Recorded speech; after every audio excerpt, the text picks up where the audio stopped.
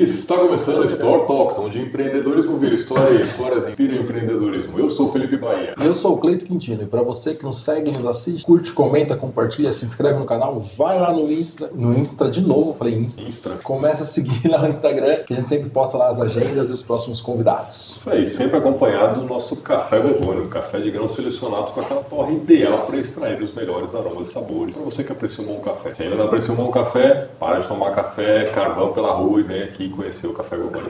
É isso aí. Quando o assunto é ambientes corporativos, você que está montando a sua empresa, precisa estruturar os escritórios com móveis de forma que atenda toda a ergonomia e também a qualidade, é o pessoal da VF Ambientes Corporativos que vai te ajudar. O Vinícius, ele bola um projeto específico para a tua empresa. Não é uma lojinha simples, quando você vai lá, compra a cadeira e sai andando. Ele vai bolar um projeto específico para a tua empresa conseguir desenvolver cada vez melhor o teu negócio. E se você quer aprender a contar melhor a sua história, engajar melhor com seus clientes, com seu público na internet, vender melhor, Sabrina Scarpari tem aí um material, um conteúdo exclusivo que vai te ajudar a desenvolver melhor a sua narrativa e engajar melhor com o seu público. Entre em contato, o link está na descrição de todos os nossos parceiros que estão aqui sempre apoiando o Store Talks. É isso aí. E hoje estamos com Henrique Delfini e Luiz Benar, dois fanáticos por história de guerra. É isso mesmo.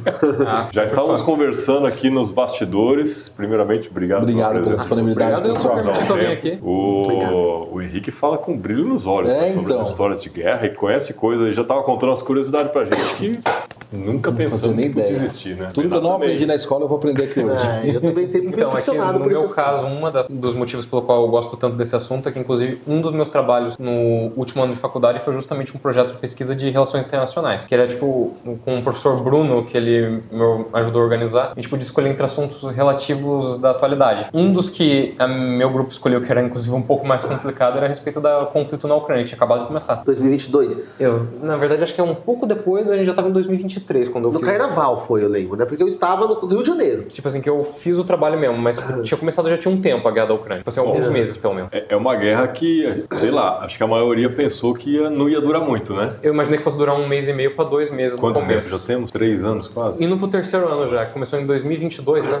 Fevereiro de 2022, que foi ou março? Foi entre fevereiro e março. Fevereiro e março de 2022. Bom, logo depois da pandemia. Ele estudou história e focou nisso. E você, por que é tão apaixonado? Na verdade, eu sempre gostei de história, tá? Na verdade, vocês me conhecem aqui por causa da política, a maioria, né? Mas eu entrei na política justamente por causa da minha paixão pela história.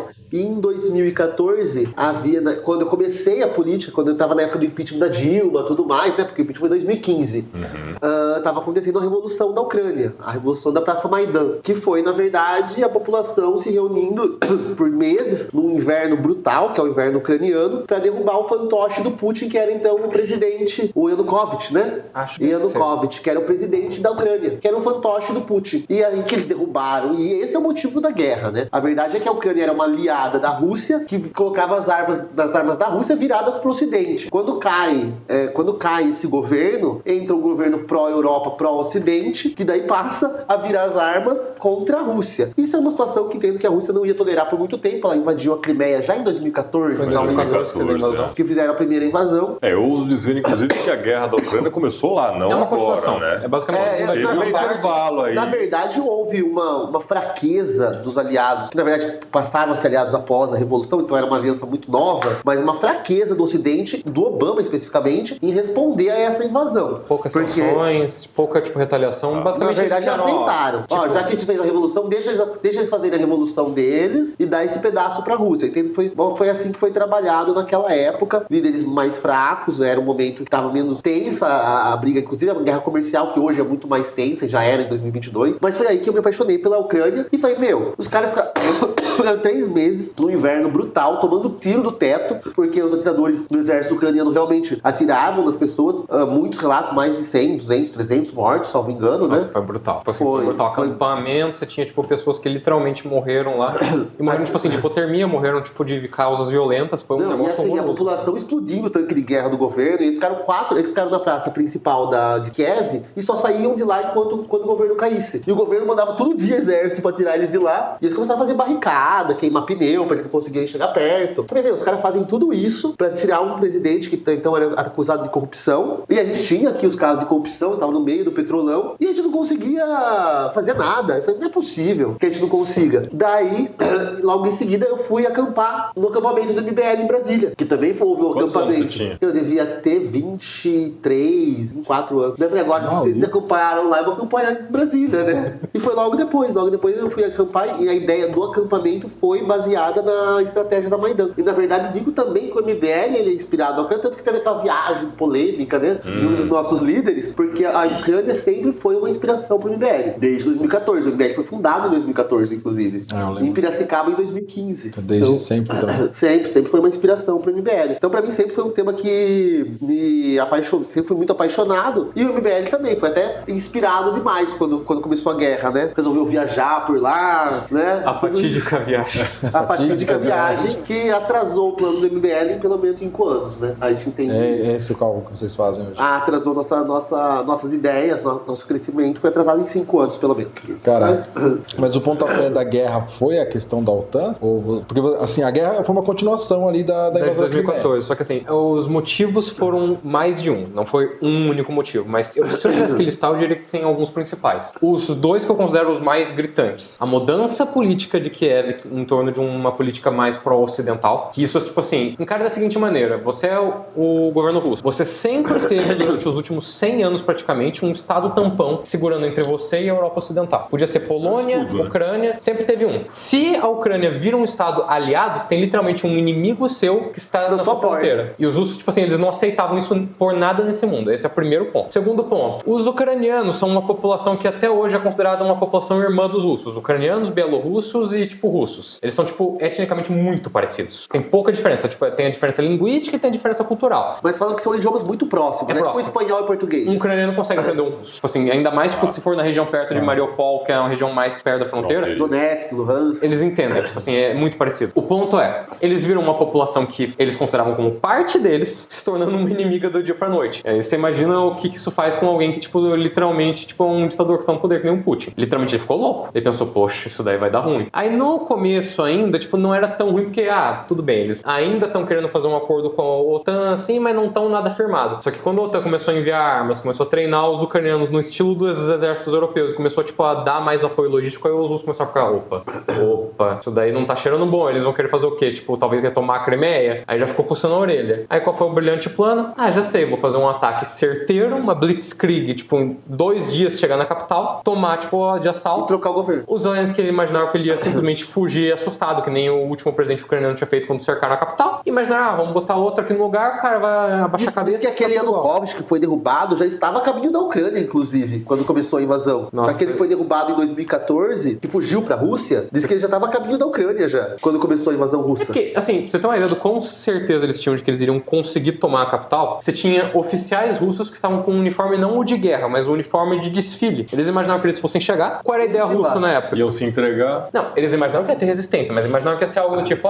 talvez na capital, em algumas poucas cidades próximas, vai ter uma resistência esparsa de alguns soldados leais aos Zelensky, iriam ser cercados com um número avassalador de soldados que iriam avançar de maneira rápida, não teriam suprimentos nem, tipo, armamento suficiente pra conseguir aguentar, se renderiam em, tipo, uma semana estaria, tipo, de joelhos na capital. Só que aconteceu 2 coisas que eles não esperavam. A primeira foi, o Zelensky não fugiu. Ao invés dele fugir, que todo mundo tava imaginando, ele fez um vídeo gravando enquanto ele estava na capital lá, esperando os caras chegar. Então isso foi uma coisa que ninguém esperava. Até repito. O segundo ponto que ninguém esperava, a resistência ucraniana foi mais impressionante do que eles estavam imaginando. Vou dar um exemplo. Cidade de Mariupol, que estava cercada por 2 lados. Ficou 5 meses, não foi um negócio assim? Foi pelo menos 80 dias. Então posso te garantir que foi tipo 80 dias eles aguentaram com a cidade cercada por todos os lados, sem suprimentos, com os soldados tipo morrendo lá tipo diariamente. Então assim, foi uma resistência que ninguém esperava. Tanto é que foi uma resistência grande que os ucranianos conseguiram manter 2 coisas que eles estavam desesperadamente precisando. O porto de Odessa, que é literalmente o maior porto e um dos únicos portos que eles ainda têm livres que conseguem manter a rota de comercial deles ainda aberta. Tá debilitada, mas ainda tá aberta.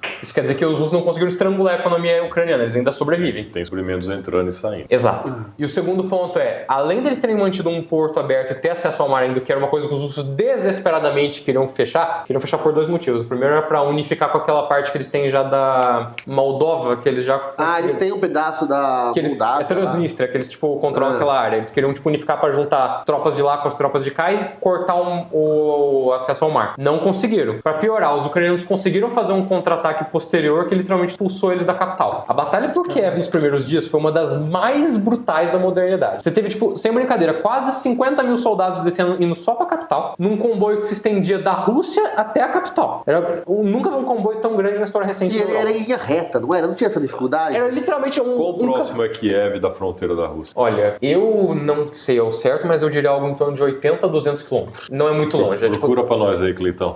Eu acho que dá 200 quilômetros. Da região de Krasnovodar e tipo Kursk pra Ucrânia é pouca distância, viu? Deve ser quanto?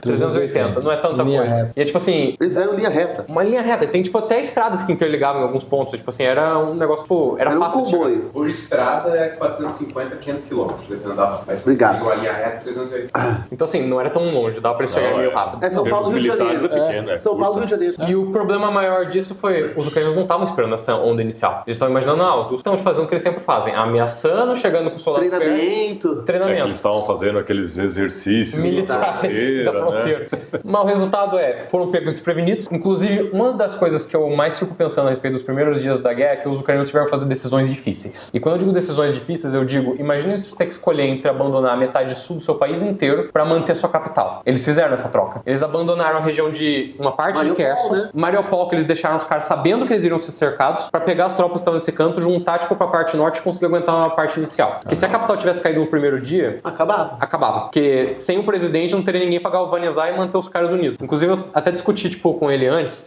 a respeito do assalto ao aeroporto de Hostomel. Já ouviram essa história? Não. É fantástico. Posso contar por detalhes? Claro, pode contar.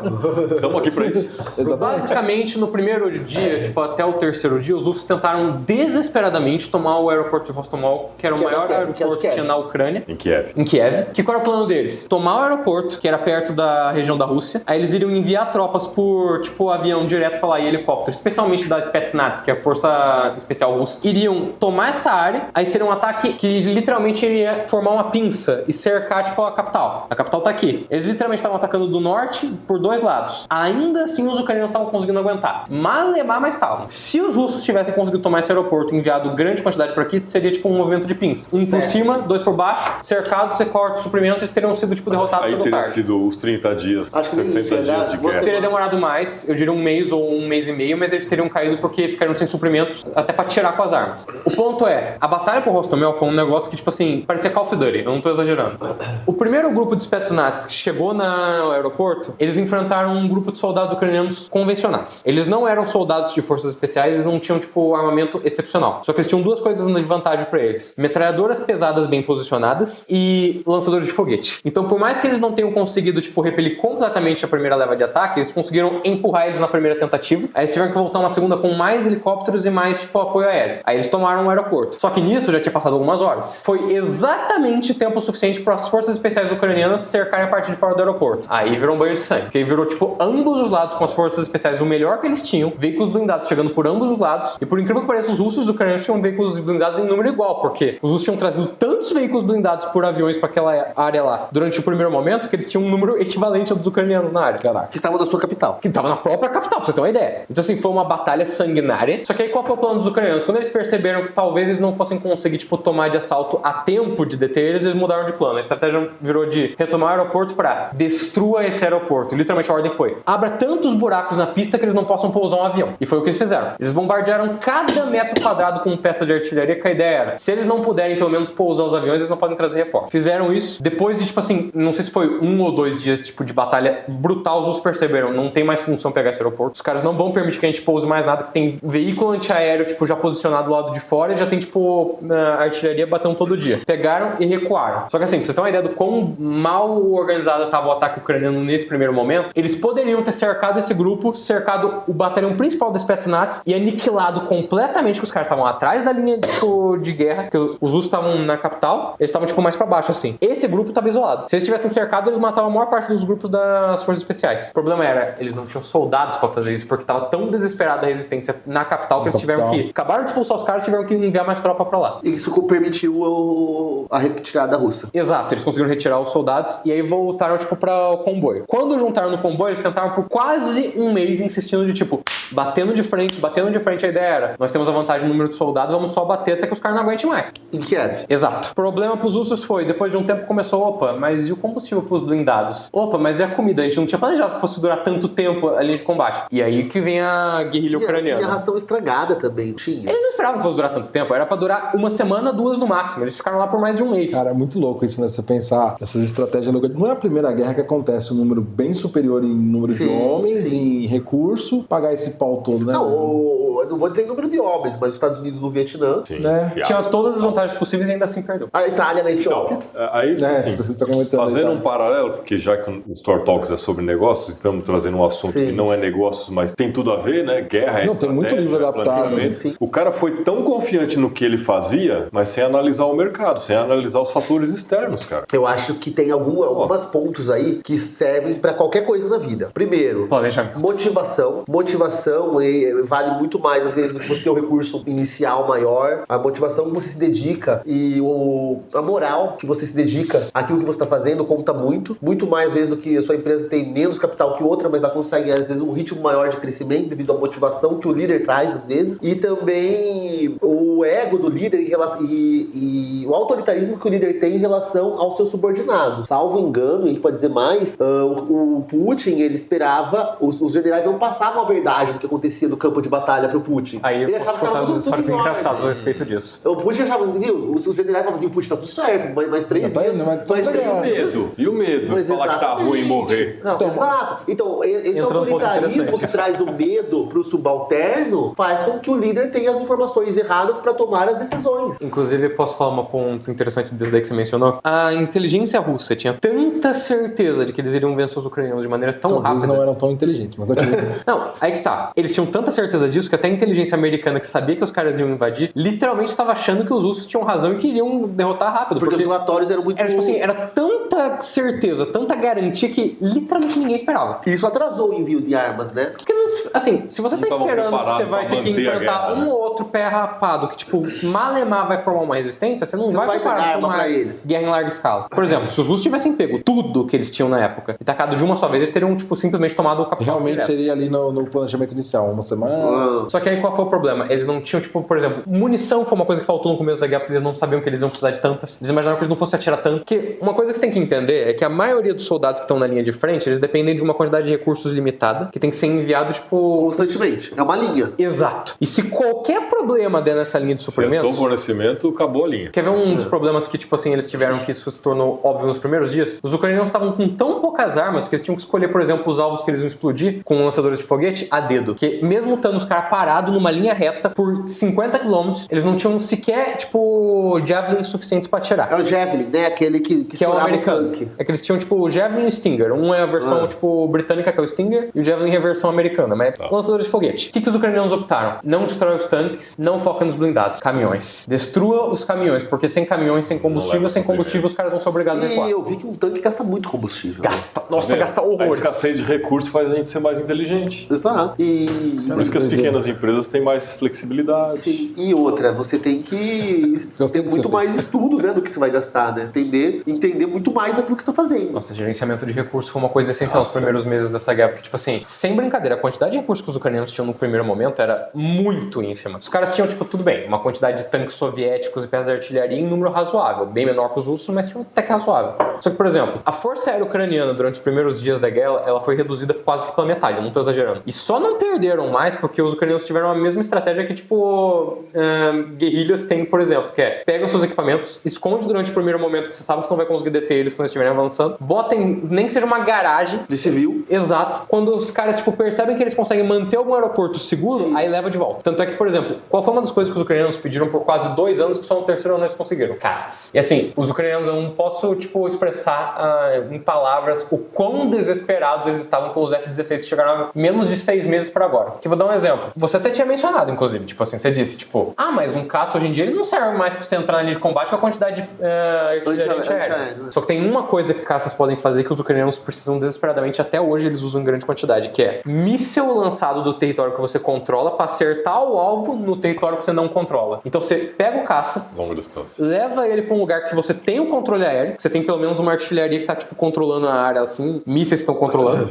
Você atira dessa área, normalmente com mísseis que nem Jaden ou Atacams, conseguem andar coisa de 300, 400 quilômetros, viaja tipo assim o equivalente a cidades de distância e acerta um grupo que nem sabe o que atingiu eles. Isso pode não parecer grande coisa, mas faz uma diferença violenta. E pra linha de suprimento também, né? Pra linha de suprimento. Quantidade de petrolíferas e tipo de refinarias que eles destruíram. Né? É inacreditável. Tipo assim, sem brincadeira. Atualmente, eu diria que os russos têm 80% da produção que eles tinham antes da guerra. Que 20% foi destruído ao longo do caminho. Isso contando o que eles precisam manter pro parte civil do país, pra economia, não só pro exército. Exato. Vou dar 2 exemplos. Recentemente, há 2 meses para agora, acho que mais recentemente assim, os russos tiveram que fazer uma escolha. Ou eles mantinham o suprimento de gasolina para eles internos, que estavam começando a reduzir, depois do ataque a uma refinaria que é tipo gigantesca, que era a segunda maior refinaria que eles tinham, ou eles optavam por continuar a exportação deles, que é um mercado que eles ganham muito dinheiro. Então os caras tiveram que optar, ou a gente continua ganhando dinheiro, ou a gente mantém a população tipo com gasolina. Tiveram que chegar nesse ponto. E eles produzem pra caramba. Henrique, vou perguntar então, a guerra ela chegou ao território russo. Então. Já está há mais de 2 anos no território russo.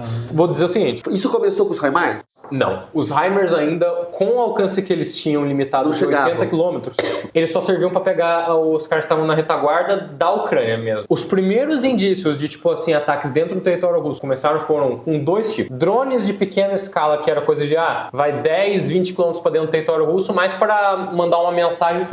Fronteiriço. É tipo assim, é mais você não pode ficar tão de boa assim dentro do seu próprio país que a gente tem ainda algum alcance. Não venham perto da nossa fronteira. Exato. Era mais pra, tipo, uma... moral.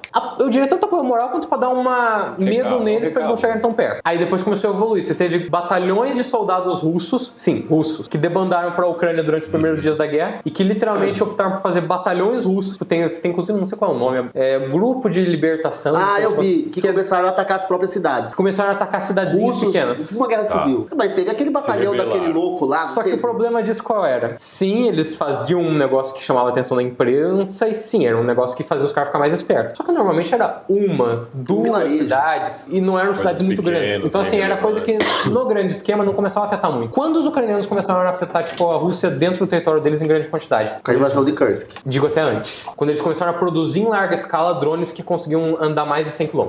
Porque até o ponto que eles ainda estavam tão 50 km de tipo alcance, ainda não fazia muito estrago. Quando eles passaram de 100 para 150 km, eles começaram a chegar naquele ponto de, pera um pouco, a gente pode acertar uma refinaria de petróleo, a gente pode acertar uma cidade média, uma cidade maior, que tipo tenha, por exemplo, soldados que estão se reunindo nessa cidade. A gente pode, por exemplo, acertar ou até a população civil. Eu digo que eles ainda estão meio receosos de fazer isso porque eles não têm armamento em quantidade suficiente para poder desperdiçar. Entendo, os ucranianos mesmo hoje em dia, eles não podem se dar o luxo de numa escassez total. É tipo assim, o que eles têm, eles usam. E eles usam tipo especificamente pro exército, porque eles sabem que se não usarem, eles estão fodidos. Aqui eu vou dar um exemplo. Você tem uma população de 144 milhões de pessoas, que nem tipo é a população russa, você tem sobras. Você pode desperdiçar. Os ucranianos tinham no começo da guerra 44 milhões de habitantes mais ou menos. Hoje em dia deve ser 34 milhões, porque quase 10 milhões saíram. Sim. Sem contar mortos, feridos e pessoal que não pode mais lutar. Então, de maneira bem resumida, os ucranianos não têm sobras. O que eles têm, eles usam e eles precisam usar de maneira inteligente. Porque se eles não usarem, eles estão na merda. Henrique, deixa eu fazer uma pergunta. Claro. Todo esse ataque, principalmente a combustível, ele ainda não refletiu numa dificuldade muito grande russa que permitisse um contra-ataque ucraniano. Então, o máximo que você teve em relação a isso foi desencorajar novos ataques russos. Tá. A ideia é tipo assim... Que é ótimo também. Limitar o tanto que eles conseguem atacar. Porque, sendo bem honesto, desde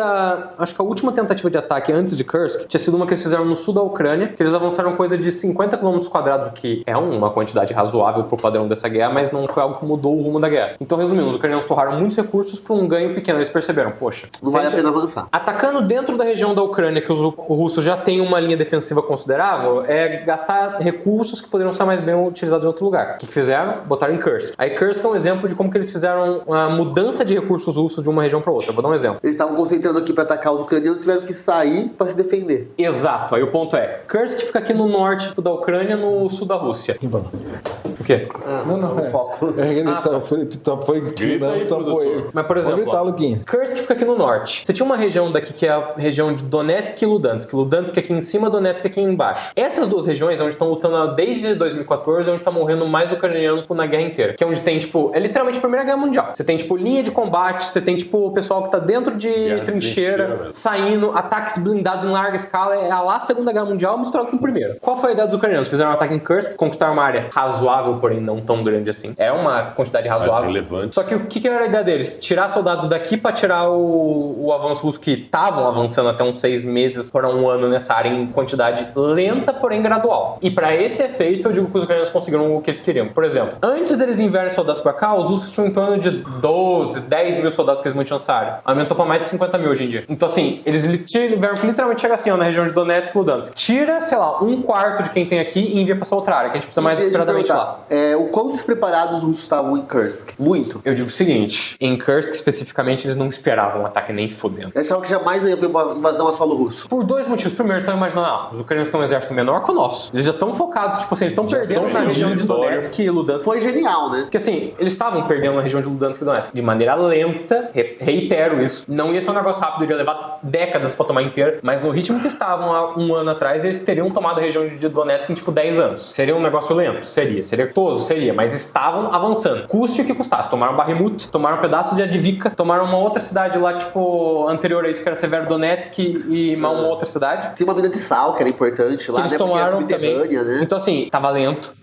Mas tava tendo progresso. E tava, tipo assim, um progresso que tava começando a afetar a defesa ucraniana. Então, assim, quando chegou na cidade de Prokrovsk, que é uma cidade que, tipo, fica assim nessa região aqui, perto de Ludansk pra Donetsk, e os russos encostaram nessa cidade nos limites dela, os ucranianos perceberam, tipo, se a gente não segurar essa cidade que fica... E se a gente não mudar a estratégia, né? Por quê? Era uma intersecção. Aqui pra cá levava recursos pra cá. Se cair Prokrovsk junto com as outras duas cidades, cai, tipo assim, umas 6 cidades mais pro sul e umas 7 cidades mais pro norte. Então, assim, ia começar a fazer uma diferença. O que os caras fizeram? Levaram 50 mil homens daqui pra cá, aí eles foram obrigados a tirar soldados dessa área. Nos últimos, e eu digo 4 meses pra agora, mais ou menos, os ucranianos conseguiram avançar coisa de 2 quilômetros quadrados em Pokrovsk. Aí você pensa, isso não é nada. Amigo, por uma cidade que os caras estavam só perdendo território, por 3 anos consecutivos, eles conseguiram ganhar território de volta. É porque é uma virada, né? É literalmente uma virada significativa. E assim, você deixa de perder e começa a pegar. É o dobro. É o dobro. E aí, por exemplo, qual é o problema maior que Para de ser negativo, né? Os ucranianos tipo, estavam desesperados pra pegar essas regiões. Porque o que os russos pegaram era um território que estava em região mais alta e territórios que eram mais fáceis de defender. Então, uma vez que você tem dentro deles, fica mais fácil de você avançar. Então, o problema era, quanto mais os russos avançavam, mais fácil era pra avançar mais. E eles estavam num ponto que eles teriam conseguido tomar a cidade de Pokrovsk se não tivessem feito nada. Atualmente, os ucranianos expulsaram os russos da cidade de Pokrovsk até o limite da cidade, assim, com a região rural, e conseguiram manter uma linha defensiva que tá avançando em cima dos russos. Então, eles voltaram a avançar na região de Donetsk e Ludansk, o que é impressionante. Em compensação, em Kherson,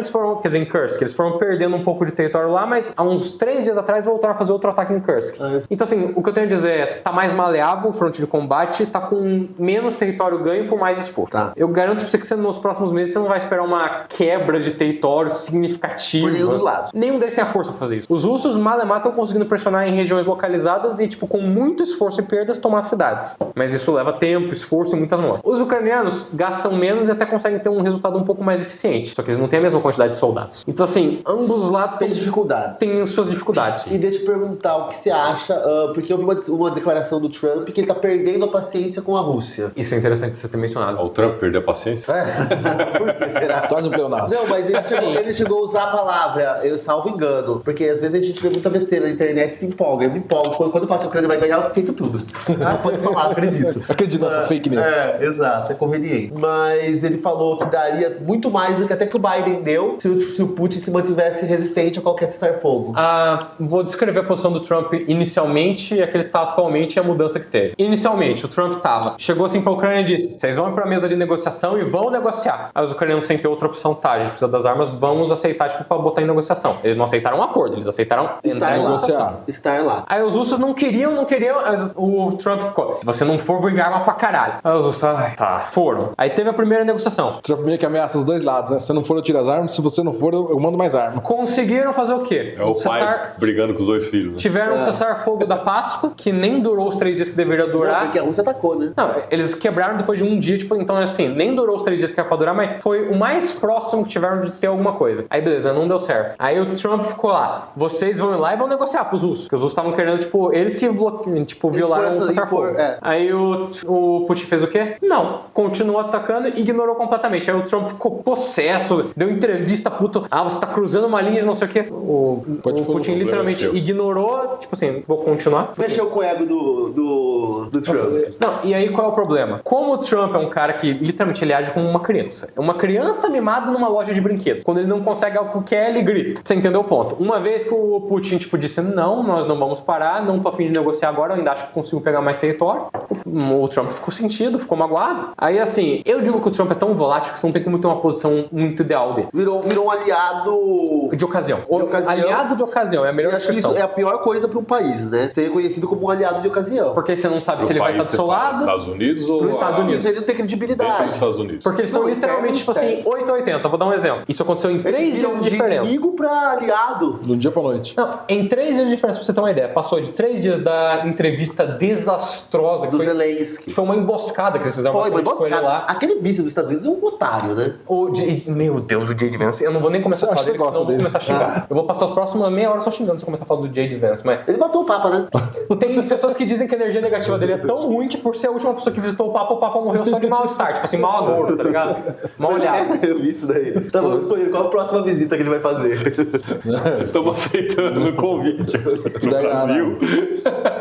Granja. Bom, nosso presidente vai visitar o Basicamente, o resultado final que você teve dessa lambança foi: o Trump bloqueou 100% das armas para a Ucrânia e toda a inteligência. Do nada. Até o Zelensky ficou com uma cara de tipo, quê? Tipo assim. Nem ele percebeu. Será que ele percebeu que foi uma selada? Não, ele percebeu. Né? Depois que ele viu que o Trump começou a falar coisas sem sentido, tipo, você nunca agradeceu. Você nem agradeceu. Tem 44 vídeos dele só do podcast público ucraniano dele agradecendo os Estados Unidos por arma. É tipo assim, tem vídeo pra caralho. Você pode escolher qual vídeo você quer e de qual ano, inclusive. Mas o ponto é, isso num dia. Deu 3 dias, ele voltou e reiterou a quantidade de armas voltando pra Ucrânia da mesma forma e fingiu que nada aconteceu. Tipo, você imagina você ter um cara tão bipolar como o seu aliado que literalmente ele chega assim, vou acabar com todos os seus suprimentos. Aí, por quê? Aí, tipo assim, porque você falou mal de mim. Aí, quando? Tipo, como? Por quê? Aí, tipo assim, não, mudei de ideia, tá aqui de volta as suas armas, tipo... Tá, beleza. Foi muito foda. E assim, é o seu aliado X, né? É o seu aliado principal. E o problema os motivos da guerra. Não, e o problema é, a Ucrânia tá lutando uma guerra por sobrevivência. Se eles param de receber recursos, eles estão na merda que eles não podem mais manter a guerra e podem perder a soberania do país. Eles acabam, né? Se os russos perderem recursos, eles podem simplesmente se dar o luxo de,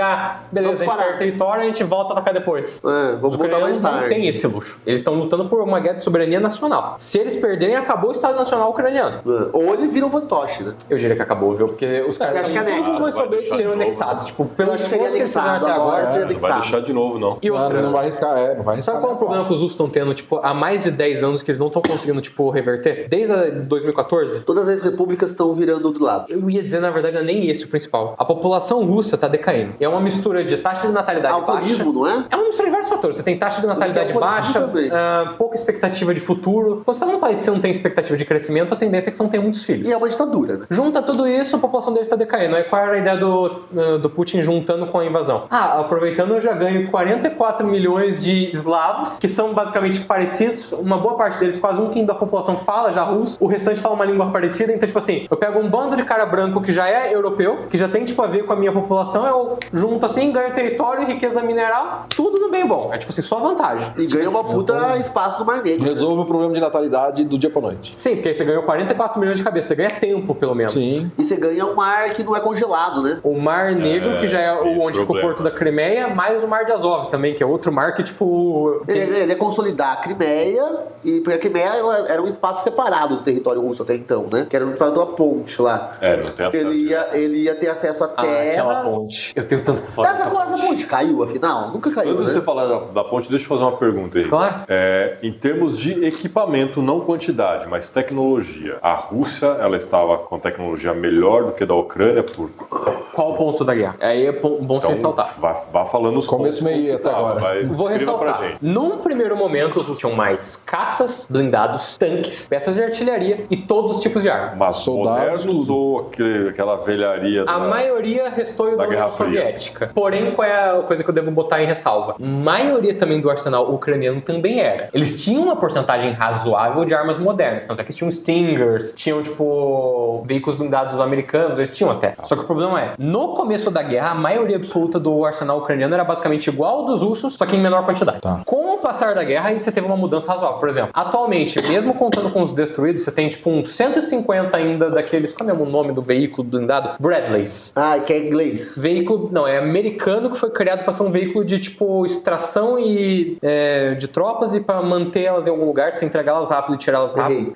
com uma metralhadora grande acoplada. Eles ganharam uns 300, perderam 150 em batalha. Pra você ter uma ideia do quão brutal é a batalha, tipo, de blindados lá na Ucrânia. Tá feia a coisa. Ainda tem 150 desse moderno, com visão noturna, com tudo que tem incluso de mais moderno. Beleza. Só que, ao mesmo tempo, a maioria dos veículos de desembarque de tropas ucranianos até hoje, tipo assim, uns 50% para mais, ainda são veículos soviéticos da década de 60 para 70. Então, assim, mesmo com eles tendo uma parte do equipamento deles que é muito moderna, atual e útil, devo acrescentar, melhor que a dos russos, isso eu devo colocar, uma quantidade considerável, e considerável, você pode botar metade do equipamento atual deles, eu ainda diria.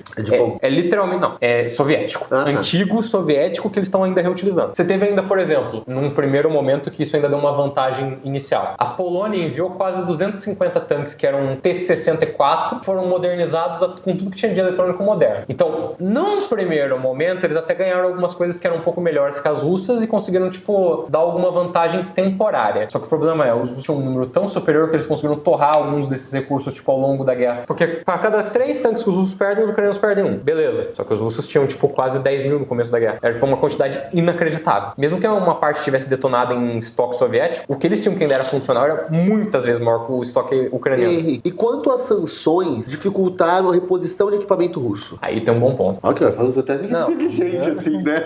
Acho que você não vai embora pro seu compromisso, não. Depois de 2014, você teve as sanções que já começaram a ficar maiores. Mas após a invasão inicial, tipo, que aí começou a apertar o cerco. Que aí em 2022 eles começaram a enviar sanções que começaram a pegar semicondutores, condutores, microchips, peças tipo de fundição pra você fundir em placa-mãe, coisas que são extremamente importantes, que eu vou descrever da seguinte maneira. Até a década de 50 e 60, os tanques eram basicamente ferro, pólvora ou peça que você vai atirar, só. Não tinha muita coisa elétrica neles mesmo. Depois dos anos 90, meu querido, tanques são que nem carros modernos. Eles têm, tipo assim, computador interno, eles têm, tipo, localizador, GPS, tem sistema de, tipo, resfriamento. É verdade que os caças russos chegaram a usar aquele Garmin? Ou é fake isso? Não, que eles usaram um sistema civil que podia ser facilmente hackeável, sim. Eles estavam usando o Waze. GPS Garmin. É Garmin. Sabe por quê? Porque o sistema Não americano... necessariamente Garmin, mas alguma coisa Mas assim. era O marca, porque sistema parecia na original foto. que eles usavam, que era o GPS, foi bloqueado na Rússia nos primeiros dias da guerra. Então os caras estavam, tipo assim, usando o normal, nunca tiveram motivo pra não precisar usar aquele. Então assim, se você sempre usou um sistema e você nunca teve um motivo pra usar outro, você não teria por que ter um reserva. Até porque eles nunca imaginaram que ia entrar numa guerra na qual os Estados Unidos iriam cortar alguma coisa deles, porque eles nunca entram numa guerra direta com os Estados Unidos. Sim. O ponto é, eles tiveram que se livrar com coisa, tipo, que pra época foi ridícula. Por exemplo, você teve dezenas de oficiais de alta patente russa sendo mortos porque estavam usando um rádio que era o walkie-talkie, que dava pra você escutar com onda de rádio padrão. Qualquer um que tivesse um rádio amador chegava lá, você tá nessa região aqui, que interessante. Esses Seria são uma os caras da KGB. Viu? Parece o nosso exército A brasileiro. inteligência russa. Essa é a inteligência russa? Mas deixa eu fazer uma Mas eu acho que pergunta. essas inteligências militares, se você for ver, o que elas falham? Ou os Estados Unidos mandando no WhatsApp lá o plano do Iêmen. E não foi Israel que permitiu aquele ataque em outubro. Gente, um ataque que diz que os vizinhos falavam, viu, eles vão invadir. E os caras deixaram. Eles ignoraram. As inteligências militares, eu acho que assim, Ignoram Então, mas não é muito aquilo que a gente tava falando É também, autoconfiança. do medo de falar pro líder que, cara, Não, eu acho que é vai dar merda. autoconfiança, eu acho que é autoconfiança, Arrogância mesmo. eu acho arrogância. Nossa inteligência é tão grande Olha, que a gente pode mandar deve ser no um grupo pouco do de tudo WhatsApp. também, na verdade. Né? O que eu tenho a dizer sobre inteligências militares é o seguinte: toda armadura tem a sua brecha. Mesmo a melhor inteligência, tipo o M6, MI6, a CIA, tipo, qualquer agência, tipo a NSA americana, eles têm uma quantidade de informações que eles têm acesso, eles têm uma quantidade de pessoas que eles conseguem passar essa informação. Só que isso é limitado. Você não tem como saber de todos os pequenos detalhes. E assim, E são pessoas, né? quando você tá, tipo... Corrompíveis. Quando você tá há anos recebendo uma única informação e uma única, que é tipo assim, o seu inimigo é fraco, o seu inimigo é fraco, o seu inimigo é fraco. Qualquer pessoa fica autoconfiante. Você pode ser qualquer, tipo, em qualquer escala da sociedade. Você pode ser um CEO de uma empresa, ou você pode ser um cara que simplesmente é um vendedor numa região que você sabe, tipo assim, se todo mundo te disser, nossa, isso é bom, nossa, isso é bom, nossa, isso é bom, chega uma hora que você associa mesmo. Então assim, os caras imaginavam... Israel, com a maior inteligência, ia achar que o pessoal ia chegar com aqueles... O que era?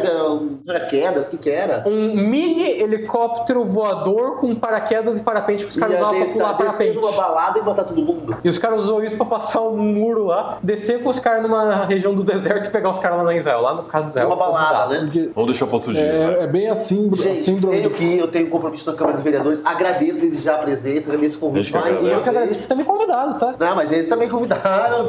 A gente teve assunto também, gente, guerra da Ucrânia. É um assunto que eu particularmente adoro, né? Muito bom. Sendo uma aula. Bom, continuem aí. Obrigado pelas perguntas. Algumas inteligentes, outras nem tanto. Gente, muito obrigado pelo convite. Mais uma Valeu, vez, Bela. saio no meio. Obrigado. Até mais, gente. Cara compromissado é assim. Completo só, porque pega um completo e um metade de um. Agora dá 2. Ou o microfone. Ah, o microfone. o microfone não é bom você levar, não. Obrigado, gente. Valeu, né? Quais outras perguntas que você tinha em mente a respeito da Ucrânia que você tinha mencionado? Você tinha feito a última relativa à tecnologia. E Isso. só outro cantinho. Quer que eu venha pra cá? Trocar de Trocar de cadeira. cadeira? Peraí, já sento aqui. Valeu. Isso, garoto. Não, na verdade, por enquanto eu só fizesse, mas eu tenho uma outra, que aí tem a ver mais com a parte econômica, inclusive da situação e da própria invasão, né? Da decisão da Rússia aí. Existe algum fator econômico? Porque a Rússia, apesar de ser um território muito grande, é um território que não é produtivo. Sim, baixa produtividade, por exemplo, agrícola. E a Ucrânia tem um território agrícola muito fértil. Além deles, tipo assim, terem um território que é, tipo, É um extremamente motivo da guerra fértil, também? Ou é uma consequência? Seria uma consequência? ganhos econômicos foram um dos motivos. Só que ganho econômico englobaria minerais que os ucranianos têm, que eles têm, por exemplo, terras raras, urânio, por exemplo... Terras raras que está na palavra da moda, né? É basicamente uns metal pra fazer, tipo, coisa, tipo, microchip ou coisa desse tipo, que é muito difícil, cara. Né? Então você tem, tipo assim, metais raros. Você tem, por exemplo, petróleo em grande quantidade na Ucrânia, principalmente no Mar Negro, que você tem plataforma de petróleo. Né? Petróleo offshore daquele lá que, tipo, você faria um texano ficar feliz da vida. Inclusive, fazendo um paralelo, não sei se você sabe, mas fiquei sabendo que a questão que nós temos aqui do petróleo na fronteira da Amazônia é um petróleo de altíssima qualidade, quase uma gasolina pronta. É mais ou menos esse mesmo nível? Eu vou dizer o seguinte, mesmo se a qualidade não for tão boa, já era rentável o suficiente em época de paz para você criar uma plataforma de petróleo no Mar Negro. Então era bem rentável, tipo, a começo de conversa. Numa situação de guerra em que você precisa de recursos para manter o seu país funcionando, o petróleo é um recurso essencial, tanto para manter a sua maquinária de guerra, quanto para manter, por exemplo, tipo, exportação. Então, entrar fluxo capital. Seria um dos motivos. Mas, por exemplo, tipo, tanto é que uma das coisas que os russos queriam fazer era cercar os ucranianos para estrangular a economia deles. Sem exportação, sem economia. Sem economia, os ucranianos estariam ferrados. Que assim, tá difícil, mas eles estão aguentando por enquanto. Quando tiver dinheiro, eles vão conseguir lutar. Ai, caramba, esqueci. Qual era a próxima pergunta que ele fazia? Tipo, era... Começa a anotar, tem que anotar. Não, eu esqueci o que eu ia perguntar, mano. Você estava comentando no off aqui antes, na questão de perda de soldados, o quanto os russos perdem, quanto os ucranianos perdem. Traz esse dado de novo pra gente. Nossa, agora. Jesus Cristo. Isso daí eu fico até com pena quando eu vejo esse dado toda vez. Eu vou te dar dados do começo pra posteriormente, tá? Até pra ter um parâmetro como tá a evolução. Né? Nos primeiros dias da guerra, evolução. assim, nos primeiros dias da guerra, tava tendo um número de perdas mais ou menos igual, porque os russos tinham um número de soldados maiores, mas os ucranianos estavam em posição defensiva. Então, praticamente ambos os lados estavam perdendo em torno de 200 homens por dia durante os primeiros dias da guerra. 200. É um número alto.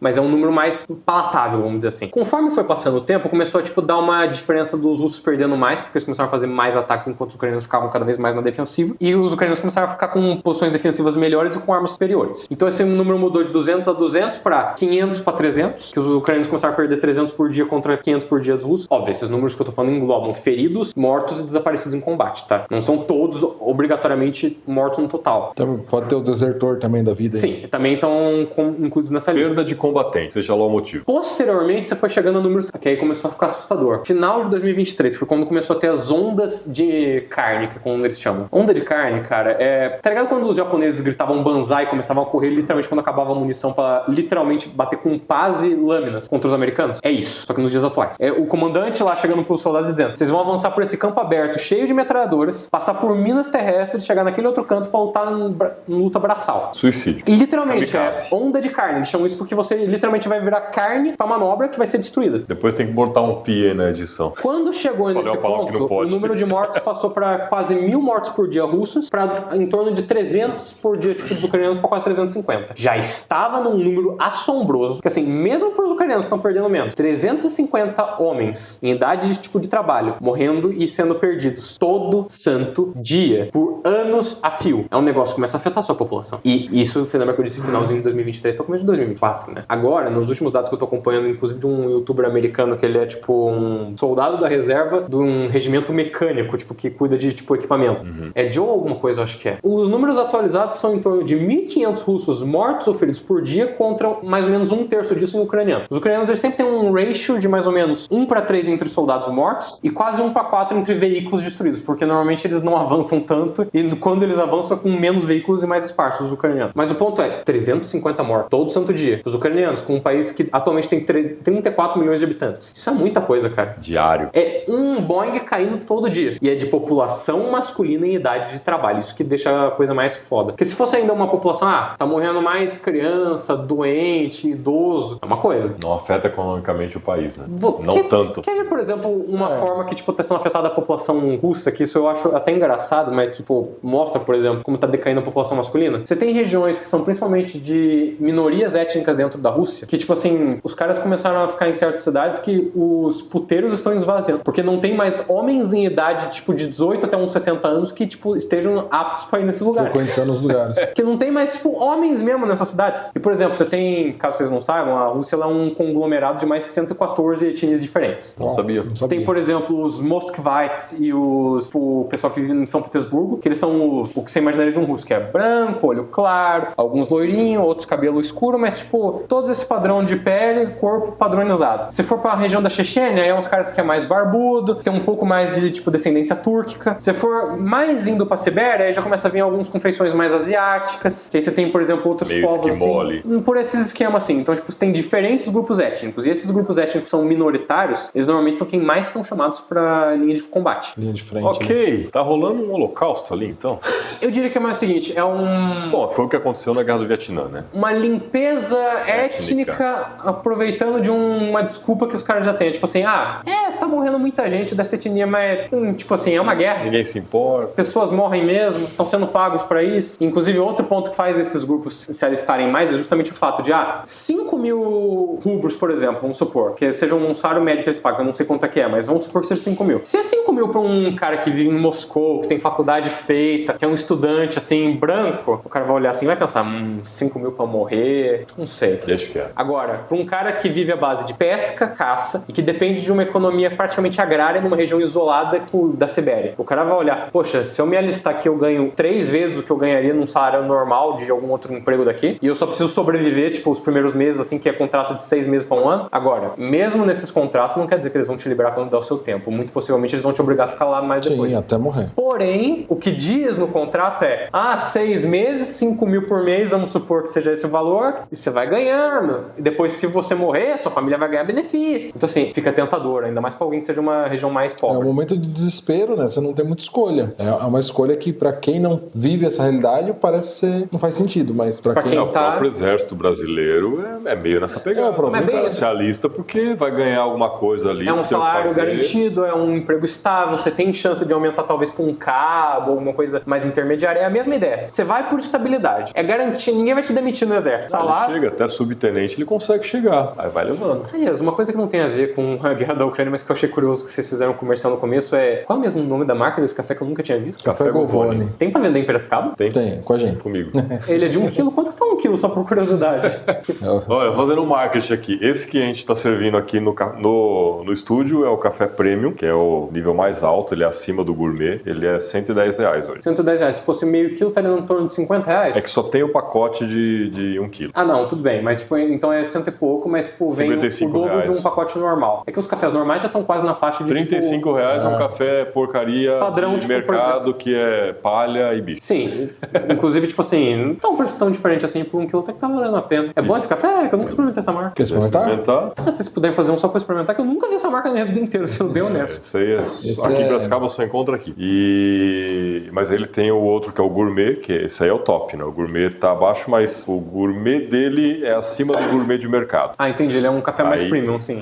Premium mesmo é esse aqui, né? Aí o gourmet deles é acima do gourmet de mercado, tá R$90. Entendi. Já tá mais... Mas tá um preço mais acessível, porque, sendo bem honesto, por 1 quilo, se for pegar 2, já vai dar R$70 qualquer café. Qualquer café é ruim. Mas tem uma coisa, o mercado brasileiro tá acostumado a tomar o cafezão de mercado. Como Não assim? é todo mundo que toma um café desse aqui que se agrada. E ele fica, tipo, já moído ou tem que moer? Não, esse aqui a gente só vende em grão. Ah, tá em grão. Você tem que ter uma máquina pra moer ele. Ou uma máquina automática ou um moedor à parte. Entendi.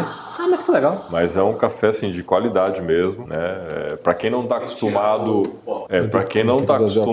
a tomar café sem açúcar, é um café legal para começar. Que é mais tranquilo assim? Ele tem uma acidez quase zero e o Cleiton mesmo, ele fala isso direto. Ele tinha parado de tomar café até a gente trazer esse patrocinador, né? Você não pode tomar esse aqui que não vai te dar azia. Porque ele fala, toma um café de manhã, dá aquela queimação no estômago, pode tomar esse aqui que você não vai ter. E não tem. Entendi. Porque o que traz a queimação? É a baixa qualidade do café, que eu falei, tem muita palha, muita casca, bicho, infelizmente tem, principalmente nos moídos, né, que aí você não consegue ver o que você tá tomando. Uma boa pergunta, né? Tipo, no moído você nunca sabe o que moer. E milho torrado moído junto. Você mistura milho com café e não dá diferença no gosto, dá pra você perceber, assim, notável? Pro padrão você já tá acostumado, pra quem já tá acostumado, só dá volume. Entendi. Então é isso que faz com que dê acidez e dê essa queimação, o incômodo pra quem, como o Cleiton, tomava café e ficava com acidez ali, azia. Esse é um erro novo. Tá difícil? Ficar piscando assim?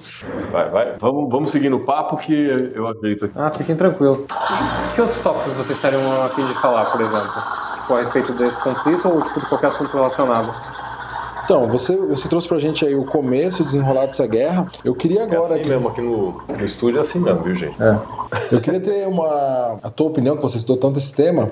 A Ucrânia já ganhou essa guerra, na sua opinião? Mesmo que a Rússia invade, domina, Posso ser franco? Depende do que você define como vitória. Que eu vou dar um exemplo. Se como vitória você define o mantenimento do Estado ucraniano como um Estado à parte, que eles conseguiram resistir ao negócio inicial, ao avanço inicial, e mantendo o Estado funcional, sim. Eles ganharam porque eles estão com os anos que lá até agora. Eles estão decidindo o próprio futuro deles sem interferência russa.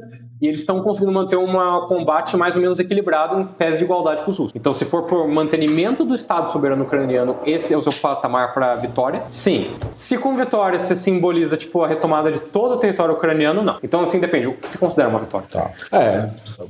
A minha opinião pessoal, dentro daquela conjuntura que você trouxe do começo, que a inteligência russa entendia que era um mês de guerra, não vou mandar tudo, a arrogância, a prepotência deles sobrepondo, e a Rússia se mantendo, na minha concepção já é uma vitória. Ela já vai pros... Obrigado. Pode falar a verdade, só não fala que é ruim. Pode falar a verdade desde que seja pra elogiar. Mas sempre agradeço o cafezinho. É isso que eu entendo como uma vitória. Só não te oferecer açúcar, mas se quiser. Tá de boa. Então é nesse contexto que eu falo, assim, que eu acho que é uma vitória, porque ninguém acreditava que fosse conseguir manter. Porque assim, foi o que você falou no começo. Os Estados Unidos, a Europa, ninguém entrou e falou assim, mano, deixa cair, nem compensa mandar que eles vão cair em uma semana. Tanto é que os primeiros reforços que foram enviados para a Ucrânia em questão de armamento foram, acredite se quiser, a Alemanha enviando capacetes para os soldados, porque eles estavam achando, não vão durar nem tempo suficiente para dar alguma arma que vale a pena. Então a ideia era, envia capacete, veste por, tipo, tomar tiro, assim, que é pra dizer que não enviou nada, entendeu? Mas aí os caras começaram a perceber, poxa, mas eles estão conseguindo aguentar um pouco, né? Isso é estranho. Estão resistindo. Aí começaram a enviar pequenas armas, tipo, de pequeno calibre, começaram a enviar, tipo, peça de artilharia, coisa que era mais padrão. Com o tempo foram evoluindo para armas mais, tipo, elaboradas. Hoje em dia, por exemplo, os ucranianos já têm produção, tipo, de drones navais, drones, tipo... A produção própria deles. Produção, tipo, doméstica. Eles têm uma produção de drones navais, drones aéreos, que aí varia, tipo, entre porte, tamanho, você tem desde os pequenininhos até os enormes. Por exemplo, esse eu sou obrigado a mencionar. Já ouviram falar de uma palavra chamada Baba Yaga? Já inclusive no filme John Wick. Eu acho só lá. Bicho-papão. Baba Yaga. É basicamente uma bruxa do leste europeu que é famosa por ser muito ferrada. Os ucranianos deram o nome Baba Yaga para um drone, que ele é um drone de 8 hélices, que pode levar até 40 kg de explosivo. Basicamente, você só escuta um barulho que parece de um helicóptero vindo na sua direção e dá uma explosão que é capaz de destruir, tipo, um maior blindado que você tiver. Capaz de destruir até, tipo, uma pequena trincheira, entendeu? Então, assim, tipo, e eles produziram por conta própria. É o que dizem, né? A necessidade é a mãe de todas as invenções. Caraca, e o russo não tem nada parecido com essa tecnologia. Eles têm equivalentes, pra não dizer que não tem nada. Vou dar um exemplo. Os russos têm qual é o nome? É um típico drone iraniano que eles pegaram o modelo básico e replicaram em uma fábrica russa. Eu não lembro qual é o nome, mas é um drone que era originalmente desenvolvido pelo Irã. Foi comprado pelos russos, o projeto deles, e eles começaram a produzir dentro da Rússia. É um drone que ele tem um alcance de, tipo, uns 300 ou 350 km. Ele é teleguiado. Shahid. Drone Shahid. Você pegou o nome, é Shahid. E basicamente ele, tipo, é o equivalente a um outro drone ucraniano que também é de longa distância, assim, que tem um tamanho parecido. Só que assim, cada um tem uma produção doméstica diferente. É um drone separado do outro. Por exemplo, o drone mais atual que eu vi dos ucranianos desenvolverem antes do Sea-Baby foi um chamado Termite. Termite, tipo, seria basicamente um tipo de fósforo branco que queima até em concreto. Altíssimas temperaturas. É um troço assim que, tipo, em alguns países eles proibiram o uso, pra você ter uma ideia de quão brutal isso é. Caraca. Tipo assim, seria o tipo de coisa que se você fosse invadir um país, você normalmente não usaria. Porque é um troço que pega mal quando você usa. Os ucranianos, por exemplo, estão podendo usar porque eles estão sendo invadidos, então eles têm a desculpa legal pra poder utilizar. Mas os russos mesmos já utilizaram bombas de fósforo branco, por exemplo, em vulidar em outras regiões. Você comentou um pouco antes de começar também, eu achei bem legal aquela história daqueles drones marítimos que fizeram... Como que é o nome? Bebê Foca. Bebê Foca. É Bebê Foca o nome do drone. Fala um pouco pra gente desse drone. Eu tava comentando do custo dele comparado com o estrago que ele faz. Vou dar um exemplo. O Bebê Foca original.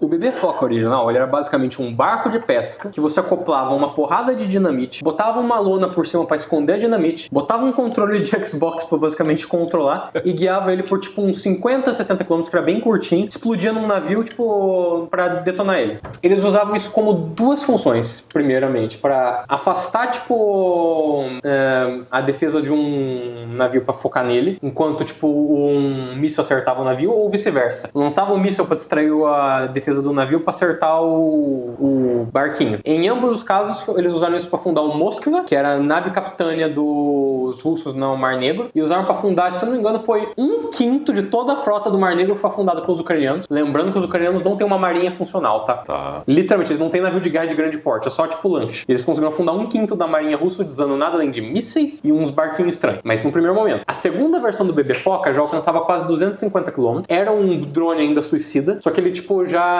tinha um alcance maior e ele usava inclusive Starlink. Inclusive teve um caso na época que tipo o Musk cortou o uso do drone enquanto estava sendo utilizado e eles tipo, metade deles fracassou no ataque que estavam fazendo. Isso daí foi inclusive uma questão de tipo problema com o secretário de defesa americano na época que ele questionou o Musk do porquê que ele tinha feito isso. Mas esse é o segundo leva. A última leva dos bebês focas atuais, ai meu amigo, aí mudou completamente. O drone agora ele literalmente consegue andar da Odessa, que fica tipo num canto da Ucrânia, atravessando o porto de Sevastopol na Crimeia, indo até tipo um porto que fica dentro da Rússia. Então ele tem um alcance que vai até a Rússia. Tipo assim, sei lá, 600, talvez 700 quilômetros. É tipo um alcance inacreditável comparado com o original. E ele não tem mais só a versão suicida, agora tem a versão com lançador de foguetes. E entre as coisas que a versão com lançador de foguetes foi capaz de destruir, tem uma lista, mas 3 helicópteros, tipo, que são helicópteros de guerra, K-52, você pode confirmar pra mim? Se é K-52 o nome, que é um helicóptero de guerra russo que é o equivalente ao Apache, só que russo. Que é um dos melhores helicópteros de guerra que eles têm pra combate de ar pra terra e pelo menos um caça, tipo, relativamente recente. Então pelo menos 4 veículos aéreos em grande quantidade foram derrubados por isso. Esse negócio. K-52 é o nome. Que é o equivalente russo do que seria tipo um Apache americano, daqueles lá tipo preto que vai voando assim com um monte de míssil. Caraca, isso é surreal, né? Acho que suas analogias com negócios e empresas já tem muito disso, né? Tem muito. Gerenciamento de recursos. Cara. Guerrilha, né? Tem um livro, Marketing de Guerrilha, que é baseado na guerrilha mesmo, né?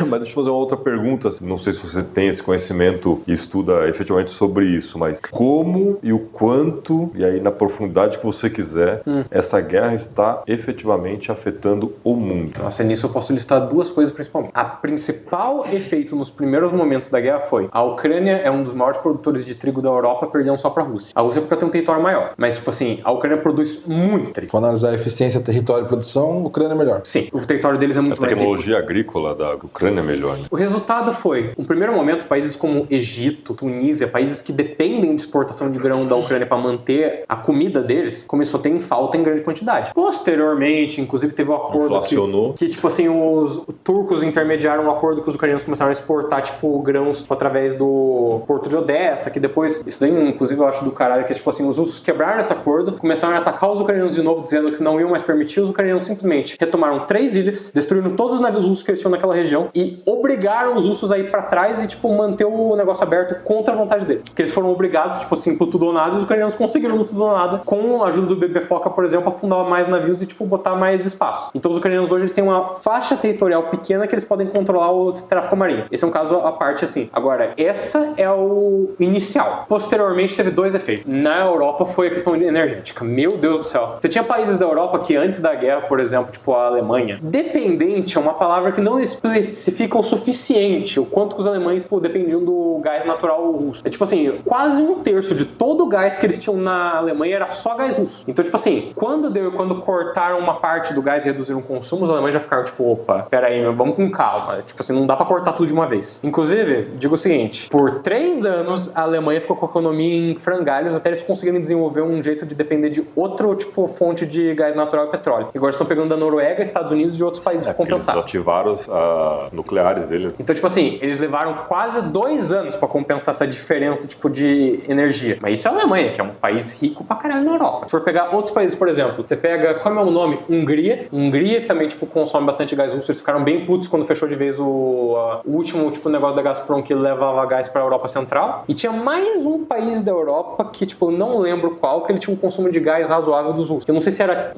República Tcheca ou se era algum outro país que ficava naquela região lá, mas tinha mais um país que ele dependia do gás russo. E assim, o gás russo, ele é um gás que é barato, ele é de boa qualidade. E como já tinha o gasoduto levando pra lá, era muito fácil de você comprar. Você imagina, tipo, a praticidade. Você pega um gás que é barato, vem direto na sua casa, fica, tipo, metade do preço de outro gás, você não tem que exportar de maneira nenhuma. Assim, já vem direto pra você. O problema é que você tem que pegar, por exemplo, o gás dos Estados Unidos e da Noruega. Não tem ainda, tipo, uma linha de gás direta. Então, qual é o problema? Você tem que congelar o gás, deixar ele na versão congelada e levar em navios especializados. E não é qualquer navio que faz isso. Caríssimo. Entendeu? O russo já estourou. Agora já estão começando a ter mais navios desses, já estão produzindo mais gás desse lugar e levando mais pra Europa. Então, tipo, eles já estão mais adaptados hoje do que eles estavam 2, 3 anos atrás. Mas digo custo, que né? Mesmo hoje ainda faz diferença em questão do setor energético europeu. E é uma diferença vistosa, tá? Eu lembro que teve também, não sei como que está hoje, mas a questão dos fertilizantes. O Brasil foi muito impactado nisso, né? Porque os russos exportavam muito fertilizante. Quando deu as sanções, eles começaram a ficar mais difícil de exportar ou não exportando de vez. Na Ureia teve um problema, se não me engano. Cara, essa guerra veio pra... Qual a sua opinião sobre o bloqueio do SWIFT? SWIFT? O SWIFT Bank. Do banco SWIFT, que é da transação de negócio. Era inevitável. Conforme as sanções foram apertando os russos, eles foram cortando, tipo, tudo um pouco. Venda de rubro, exportação de gás, exportação de petróleo, iate de milionário, ações dos russos dentro dos Estados Unidos, de países europeus. Tinha um ponto que eles só tinham mais alguns poucos negócios que dava pra botar pressão. E quais eram os 2 últimos negócios? O SWIFT, que eles cortaram de vez, que agora ficou infinitamente mais difícil fazer negócio com os russos. Tem 2 opções agora. Criptomoeda pra trocar, ou pegar banco chinês que, tipo, transfere uma parte do dinheiro, pegando uma parte, tipo, que eles pegam em prol dessa transferência e mudando pra como se fosse empresa chinesa enviando dinheiro. Então, assim, não é mais fácil fazer negócio com os russos. Mas você acha que isso surtiu um efeito pro Putin ou, tipo, foda-se, eu tô disposto? Não, surtiu grande. Por quê? O SWIFT te permite, por exemplo, vou dar um exemplo. Eu sou a Rússia, você é a Hungria. Eu podia simplesmente, você é os Estados Unidos, tá me dando sanção, beleza. Tá aqui, ó, escondido, vindo pelo SWIFT, eu tô fazendo um negócio pra pegar, você vai comprar meu gás e ninguém precisa saber que você tá pegando meu gás, porque é uma transação por um aplicativo internacional, entendeu? Você não precisa saber, dá pra negociar mais fácil, assim. E eu consigo te oferecer, entre aspas, mais barato porque eu perdi a demanda dos Estados Unidos. Exato. Agora, qual é o problema quando você corta isso? Qual é a única chance agora de ser a Hungria de pegar o meu gás natural? Eu tenho que confiar no intermediário chinês. Que vai ter que pagar uma taxa extra pra esse cara, que ele vai cobrar um dinheiro extra pra poder fazer essa transferência, que ninguém faz nada de graça. Então, assim, ficou mais difícil e ficou mais demorado. E o outro ponto que agora os Estados Unidos e outros países da Europa estão finalmente indo atrás. Shadow Fleet, ou que seria também conhecido como a frota, eu prefiro o nome trevosa, que fica mais legal de falar. É basicamente uma frota que originalmente era de mais de 200, como é o nome? 200 navios cargueiros, que eles especificamente tinham nomes que eram associados a outros países, mas que eles são de, tipo, posse de empresas ou de oligarcas russos, que levavam petróleo de maneira ilegal. E qual era a estratégia que eles usavam? A gente pega o petróleo russo, leva, por exemplo, na Geórgia ou algum outro país assim, bota o petróleo dentro da Geórgia e vira petróleo da Geórgia. Quando eles abastecem de novo no navio, é considerado como se fosse tipo de outro país, então é legalmente permitido que entre dentro da Europa. Teve recentemente os ucranianos abatendo um navio desses daí, tipo assim, destruindo mesmo com um míssil. Você teve os britânicos, eu acho, ou foram os franceses. Teve algum caso na Europa Ocidental que eles pegaram um desses navios que estava atravessando um lugar, que ele inclusive chegou a danificar um cabo, acho que era de internet ou algo do tipo. Ah, teve alguma coisa assim. Eu não sei se foi na Noruega, foi em algum país recentemente que teve tipo um caso que eles pegaram e confiscaram o navio mesmo. Mas ainda assim essa frota tipo trevosa é basicamente responsável por boa parte do petróleo que é levado de maneira ilegal. Que ainda tá gerando dinheiro pra Rússia. Finlândia.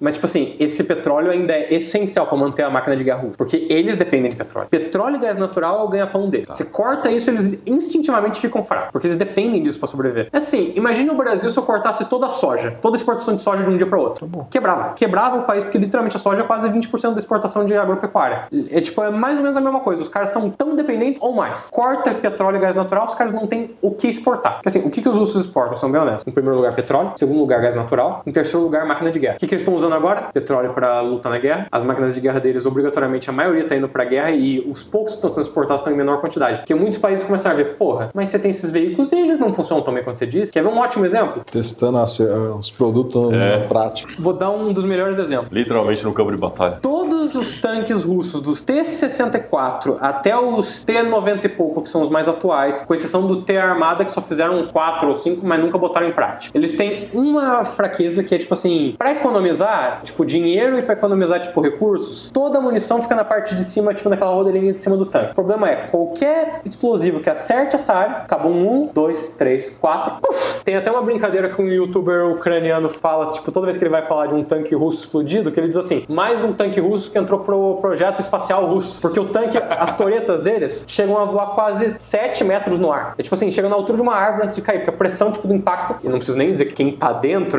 Pulverizou, né? Explode, tipo assim, uma explosão interna. E você tá dentro de uma cabine que, tipo, que não é pressurizada, tudo bem, mas que a explosão vai inteira na sua cara. Sim. Você não tem, tipo, onde se esconder. Por exemplo, tanques americanos e europeus, eles normalmente são feitos pra proteger o piloto. Então, quando você explode o tanque e ele tá, tipo, uma parte danificada, tem normalmente uma viga de ferro separando piloto e artilharia de onde tem a munição. Os russos não, a ideia é economiza e fazer em massa. Que, tipo, a ideia da União Soviética sempre foi isso.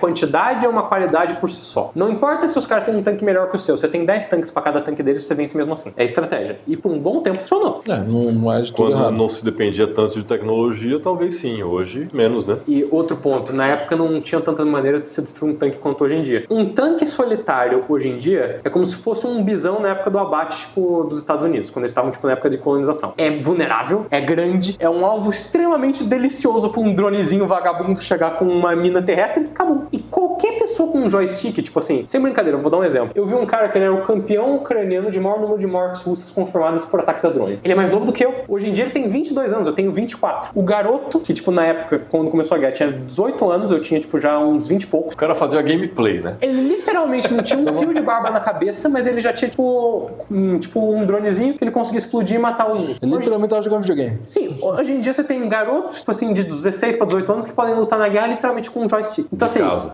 home office, home war. Home War. não digo que um tanque hoje em dia seja inútil, ele tem as suas funcionalidades e ele ainda dá uma diferença. Só que a força que ele tem hoje em dia não é a mesma que tinha, tipo, vamos supor, há 15, 20 anos, tipo, que nem na Guerra do Golfo, vamos dar um exemplo. Então, assim, mudou. Os tempos de hoje eles são diferentes das guerras que tinha, tipo, até um bom tempo atrás. Você acha que a Rússia não atualizou? Atualizou em partes. Eu digo o seguinte, o exército russo hoje é um exército que, por incrível que pareça, é mais funcional do que ele era, tipo, em 2014. Porque de tanto apanhar e de tanto, tipo, perderem, eles tiveram que investir nas únicas coisas que eles viram que funcionou. Drones de curta distância que conseguem destruir veículos blindados, minas terrestres e peças de artilharia que eles conseguem usar em grande quantidade para produzir em massa, e reposição de tanques e blindados, tipo, da época soviética para refazer eles e fazer, tipo, botar em massa. É o que eles têm hoje em dia. Eles só têm isso. Qualquer coisa que seja mais elaborada, eles têm pouca quantidade ou que só usam pra, como posso dizer, tipo, pra, não de maneira prática. Quer ver um dos negócios que eu considero uma das piores usos de maquinário bélico na história da humanidade? Pense você fez um míssil intercontinental, teleguiado, consegue acertar mais de 1.000 km de distância e que tem uma carga de mais de 1.000 kg de explosivo.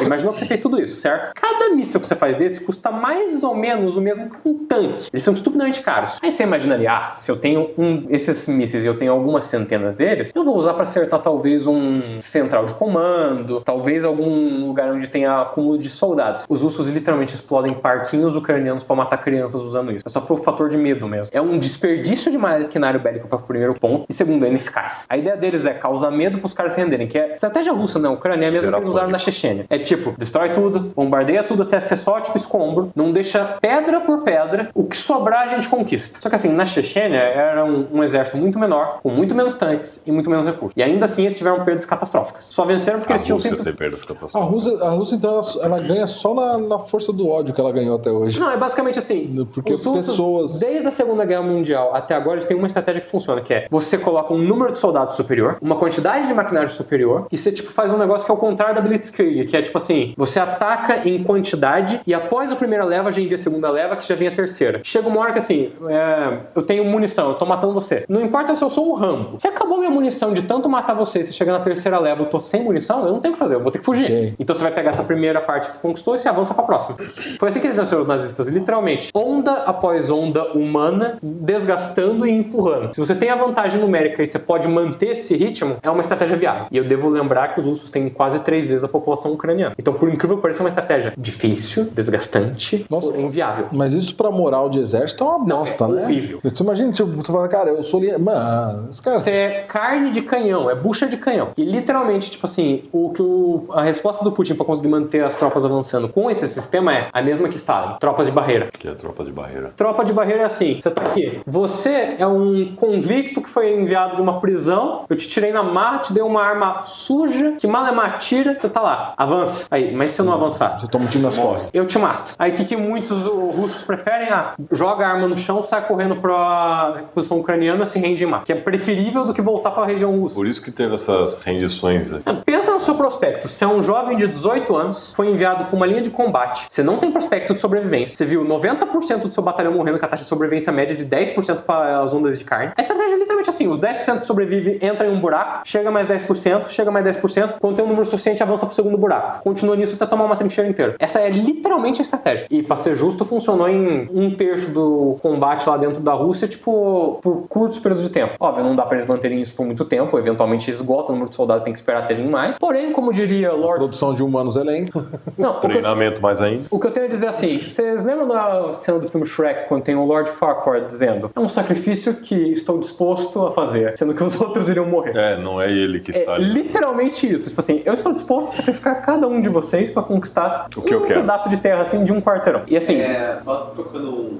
Claro, pode falar. Só lembrando de uma cena do filme que a gente assistiu até uns anos atrás, que era Nada de Novo no Front, não sei se vocês chegou a assistir, que a última cena do filme é basicamente o que você tá falando, né? Porque, tipo, é uma questão de birra dos oligarcas ali, de putz, beleza, já foi decretado que a guerra vai acabar, entendeu? Já tá tudo certo. O Nada de Novo no Front é da Alemanha com a Rússia, né? Isso, da Alemanha com a Rússia. Aí, tipo, o lado russo, não tô nem aí, a gente vai tomar de volta com o lado, mesmo que é o último dia, sei lá, ia acabar a guerra ao meio-dia, que ia decretar o cessar-fogo, entendeu? Continuam lutando até o último segundo. E até o último segundo os caras jogaram o pessoal com o bomba de carne que eles estão falando pra, tipo, manter um território que, foda-se, vai acabar em questão de horas, entendeu? Aí o protagonista morre na última filadeira, né? Foda, mas, tipo assim, o que você tem que entender sobre a sociedade, tipo, russa no geral, é que eles são uma sociedade que é diferente da ocidental, em vários sentidos. Pra começar, a nossa sociedade, ela normalmente é variada por mérito e por ganho. Com isso eu quero dizer o quê? Se eu chegar pra um brasileiro e dizer assim pra um soldado, vai lá morrer, tipo, num combate sem sentido pra tomar 1 metro quadrado. O cara vai literalmente me olhar e dizer, você bebeu? Você tá meio bem da cabeça? Atira aí, eu nem vou lá. Não, você tá entendendo o ponto, porque o cara vai pensar, pô, qual o sentido de... Um russo, ele pensa também um pouco por sentido de dever, entendeu? Tipo assim, querendo ou não, quem mais morreu durante, tipo, a Segunda Guerra Mundial? Os russos. Quem mais, tipo, se sacrificou pra conseguir, tipo, tomar o fronte de combate? Onde que teve Stalingrado? Na Rússia com a Ucrânia. Então, assim, onde que, tipo, os caras têm o orgulho de bater no peito e dizer, não, porque meu avô se sacrificou pra tomar uma cidadezinha no meio do nada. Eu morro pela minha pátria. Você entendeu? É um sentimento de nacionalismo muito vivo. Muito forte, que né? É diferente, por exemplo, da América Latina na maioria. No geral, é. Mais tropical, né? Vou pra praia. Eu dou graças a Deus pra gente ser, tipo, mais assim, viu? Porque não costuma acabar bem pra quem é desse jeito. O pessoal tá morrendo lá, né? Você tinha Aqui também, mas por outros motivos.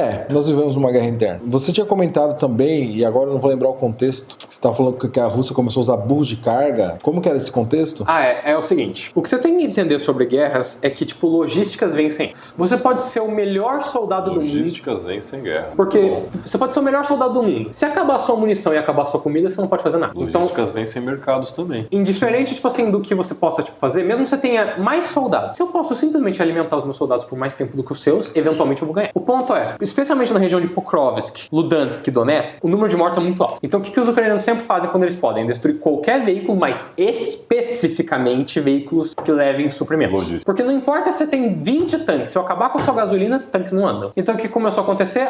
Primeiro eles começaram a ter poucos, tipo, caminhões de larga escala que são off-road. Aí eles começaram a perder blindados, que eles também já não tinham blindados que levavam a tropa em grande quantidade. Aí eles começaram a perder os tanques que eles tinham naquela região. Aí chegou um ponto que eles literalmente só tinham 3 tipos de veículos básicos. Carrinhos de golfe chinês, que tem um nome... Pesquisa aí que você vai ver a imagem. É carrinho de golfe chinês usado na guerra da Ucrânia. É basicamente um veículo que foi feito, tipo... Os chineses desenvolveram isso com uma intenção simples. Você usa na sua retaguarda para levar um grupo de soldado pequeno de ponto A ao ponto B. Não é para usar na linha de frente. De guerra. Os caras usaram. É o que sobrou, né? Você sobrou entendeu? também, Tipo, né? eles estão literalmente pegando o fundo do barril e, tipo, raspando pra pegar o que tem. Motos, que a ideia é ser móvel pra chegar lá antes de ser derrubado, mas não preciso nem dizer que quando começam a atirar com peça de artilharia em moto, que não tem nenhuma proteção. Proteção zero. Normalmente quem sobrevive é quem conseguiu ir tão rápido que passou do ponto onde a artilharia acerta, mas a maioria morre. Carrinhos de golfe chineses, Desert Cross 1003 desempenham um papel crucial no conflito ucraniano. Esse mesmo, que eles usam em massa. Porque é uma das poucas coisas que os chineses foram autorizados a vender pros russos como, que não é armas, é tipo veículos. E os russos estão desesperados usando veículos. Aí, o ponto é, acabou os blindados, acabou os tanques e acabou, tipo, até os veículos, tipo, normais. Eles não tem nem mais Lada, que é aqueles carros velhos soviéticos pra enviar nessa linha de frente. E assim, a gente tá numa época agora que é, tipo assim, é neve e lama. Então, os caras tiveram que tomar uma decisão. O que a gente faz pra continuar mantendo esses caras atacando? Porque eles têm que continuar atacando. Pra continuar atacando tem que ter comida. Pra ter comida tem que levar a comida pra lá. Pela primeira vez, desde a Segunda Guerra Mundial, os russos reiteraram um regime de cavalaria usando cavalos, mulas e, tipo, burros. Além de camelos, que eles também levaram. E no caso dos lutadores chechenos, eu não sei até hoje o porquê, as cabras. Cabras. Eu não sei até hoje se os chechenos levaram as cabras por questão de leite, pra ter comida, matar elas e comer, ou se, tipo, algum gosto sexual bizarro, assim, porque os caras é meio estranho, tipo assim, os chechenos especificamente, que eles são meio túrquicos, então entenda o que você quiser por isso, mas esses animais foram flagrados na linha de frente. Tem camelos lutando em 2025 em uma guerra. Pensa nisso um pouco. Na Europa, camelos lutando na Europa, em 2025. É pra pensar um pouco, Nico. Cara, surreal, né? Muita maluquice. Vou te fazer uma pergunta aqui de achismo, que aí você viaja o quanto você tiver vontade.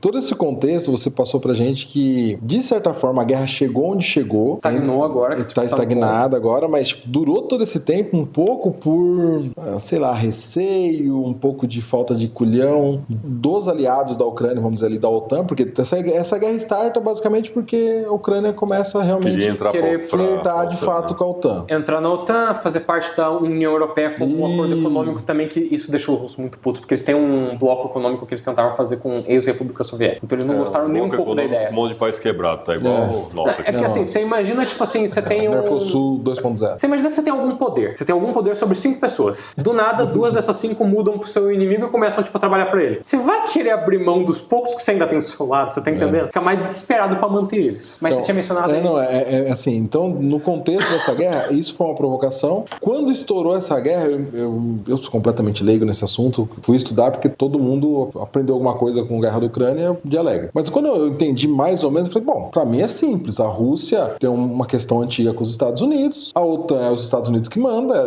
ele que financia. É um inimigo natural, então faz sentido. É um inimigo natural, o que vai acontecer? Na hora que a Rússia botar a tropa lá, os Estados Unidos vai, toma aqui tudo, vai dar um tapa na cara da Rússia e de fato a gente elimina a Rússia pra sempre. Posso explicar por que eles não fizeram isso? Tem um motivo estratégico pra isso. Qual é o problema com, por exemplo, a queda da União Soviética? Isso foi um problema sério. Se você mata um monstrão, fica com um monte de monstrinho. Quer dizer, se não tem mais o arsenal nuclear unificado, ele separa. Fizeram um puta esforço pra tirar o arsenal nuclear ucraniano pra, tipo, poder aceitar o acordo de paz que durou durante quase 20 anos na Ucrânia, por um motivo. Pessoas têm medo de tiranos malucos que estão assumindo paizinhos pequenos com arsenal nuclear. Quando você tem uma bomba atômica, qualquer um te respeita, porque você acha que o Kim Jong-il tá até hoje no poder. O ponto é, o que acontece se enviar tropa pra caralho, enviar recurso pra caralho, enviar todos os tanques que tem na Europa, enviar tudo que tem? Rússia colapsa. Todos os soldados deles morrem. Os ucranianos, tipo, enviam soldados, tipo, até Moscou, tomam a capital. Legal. Caiu Moscou. Você tem agora 20 países no espaço da Rússia, que é enorme, com 114 grupos étnicos diferentes, cada um deles com armas nucleares, com senhores da guerra miniaturizados que estão vivendo que nem os mongóis atuais, cada um lutando com um grupo e, tipo, sendo completamente hostil contra outros. Você imagina... É mais fácil controlar a Rússia unificada do que... todos os países separados que formariam. Entendi. E você imagina, tipo, por exemplo, tô dando só um cenário hipotético. Metade da Rússia se apoia na Europa e vira, tipo, países ocidentais. Metade da Rússia se apoia com a China e vira, tipo, países, tipo, chineses ou assumindo um território chinês ou como países aliados. 2 desses países que estão cada um num desses blocos entram em guerra, ambos com armas nucleares. Você entendeu a merda? Então, assim, é um equilíbrio delicado entre se enviar demais, você quebra eles, aí dá merda. Se enviar de menos, os ucranianos quebram, aí dá merda. Tem que enviar o suficiente... O termo que eu usava para explicar, inclusive, para um amigo meu, tipo, da faculdade, é a conta-gotas. Cara, vem, 4 gotas é o que você gasta no dia, tome 5, que é para compensar essas 4 que caiu, mais uma para ficar um tiquinho a mais do que tava, que é o que estão até hoje. Um agradinho. É isso com tanque, que é tipo, você perdeu 50 tanques, tome 60. Você perdeu, tipo, 12 caças, tome 14. Suficiente para você manter a guerra, mas não o suficiente para virar as estatísticas de uma maneira totalmente bizarra. Foi um motivo estratégico isso. O governo Biden teve várias, e isso eu questiono eles até hoje, tiveram dezenas de chances para enviar todo tipo de armamento possível. Eu vou dar um exemplo. É mais barato para os Estados Unidos enviar armas para a Ucrânia, tipo, do que simplesmente desconstruir elas e enviar para reciclagem. É mais barato. Então, tipo assim, eles tinham todos os motivos do mundo para enviar arma pra caralho pros ucranianos, porque eles podem, inclusive, fazer armas novas pra eles. Não, e outra, eles ficam, assim, com uma dívida eterna dos ucranianos. E tem riqueza lá na Ucrânia também, né? Puta que interessa petróleo, tipo, gás natural, outras coisas assim. Tem a área cultivável de agricultura mesmo. Volto a dizer, dentro da Europa continental padrão, eles são o maior produtor. E é um território gigante, É um território gigante. A gente fala, a Ucrânia não é um paizinho igual, sei lá... Argentina. Equador. Não, assim, o Ucrânia deve ser, grande, tipo, cara. se eu não me engano, é 2,5 vezes o tamanho da França. Eu acho que é talvez um pouquinho menos. Não sei o tamanho, mas é muito grande. Você consegue ver o tamanho da Ucrânia em relação à França, por exemplo, pra ter uma noção que a França é um dos maiores países da Europa continental. Enquanto isso, eu tenho 2 perguntas. Fácil. Primeira, por que não se utilizou armas nucleares nessa guerra ainda? E outra, Você entrou no mundo? o Putin vai desistir? Só um segundo, a Ucrânia tem 603 km² e a França tem 551 km². Uma vez e meia. 1,2, 1,3 aí menos. A Ucrânia é cerca de 9% maior. Ah, tá. País grande. 10% a mais. Mas o ponto que eu quero chegar é, você tem, tipo, por exemplo, você falou do arsenal nuclear. Primeiro, os russos não vão, não podem e não devem usar o arsenal nuclear, porque arsenal nuclear tem uma função e uma função somente desde a década de 40. Assegurar destruição mútua garantida. O arsenal nuclear não tá pra usar como ar. Ele tá pra ficar como, tipo assim, é como se fosse uma pistola que fica embaixo do seu travesseiro. Você não usa ela, a menos que alguém entre na sua casa e se atira. A ideia não é, tipo,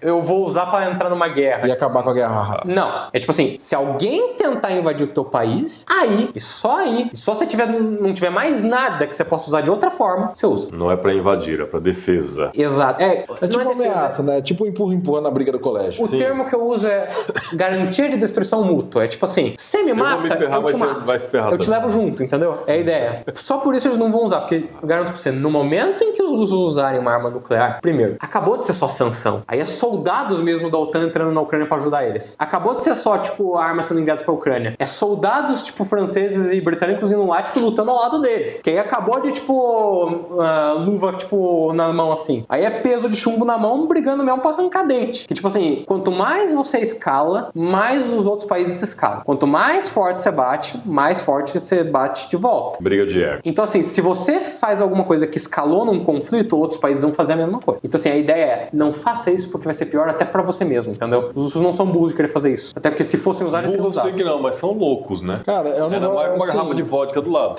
Não, assim, é o que ele falou, que esse espírito nacionalista é tão forte e, de certa forma, é útil para uma sociedade, esse senso coletivo e essa honra maluca, tem os prós e os contras, né? A gente, foi o exemplo que você deu do Brasil, tipo, o brasileiro, pra ele ir numa guerra, meu amigo, meu amigo, vocês têm que estar invadindo aqui, chegando em casa. Tô invadindo o Rio Grande do Sul, tô em São Paulo, vai lá. República Rio Grandense, daqui a pouco a gente resolve. Depois não vê. Eles queriam separar mesmo, deixa separar.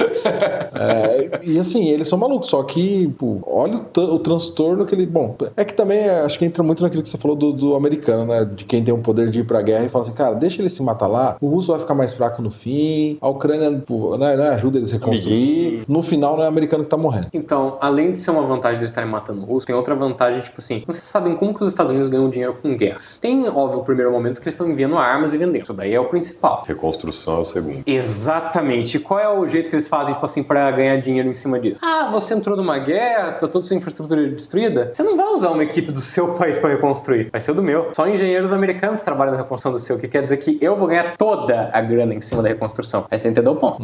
Então a ideia dos Estados Unidos é, o que sobrar da Ucrânia a gente vai reconstruir, a gente vai ganhar cada centavo da reconstrução. Aí você tinha uma segunda pergunta, inclusive. Né? O Putin vai desistir? O que você acha que faria o Putin desistir? Tá, tudo é na sua opinião aqui. Né? Posso ser honesto? Pode. Deve. Qualquer conflito que já tenha passado muito tempo, que ambos os lados já depositaram muitos recursos, tende a ficar até o amargo fim. Por quê? Chega num ponto que é o que eu tenho a dizer é o seguinte: se você tá atravessando um rio e você já passou da metade dele, é mais fácil você terminar de ir pro outro lado, nem que você tenha que morrer afogado. Mesmo que você não saiba qual é o fim do rio. Exato. Você continua nadando e torce pra chegar no outro ponto. Então a ideia é, ele já torrou tantos recursos, ele já matou tantas pessoas, que tipo assim, se ele parar a guerra hoje, sabe o que aconteceria? Se ele parar por 2 dias a guerra, tipo, pra valer e não começasse a enviar mais pessoas morrerem. Os soldados da linha de frente vão começar a se rebelar com os soldados da parte de trás pra, tipo, não só desertar, mas matar eles mesmo pra fugir. As tropas de barreira vão começar a ser atacadas. Os grupos oligárquicos internos que estão literalmente sendo mortos, toda vez que um deles se rebela ia começar, tipo, opa, você tá fraco aí? Que interessante. E o que você tem que entender na Rússia é, oligarquias só tem medo daqueles que são mais fortes do que eles. Se eles notam fraqueza, eles consomem. Eles são basicamente pequenos nobres, cada um vivendo no seu feudo. Se eles notarem que o rei tá fraco, eles não vão pensar 2 vezes antes de pegar o rei e matar ele. E o ponto é, o Putin hoje é muito mais fraco do que o Putin era em 2022.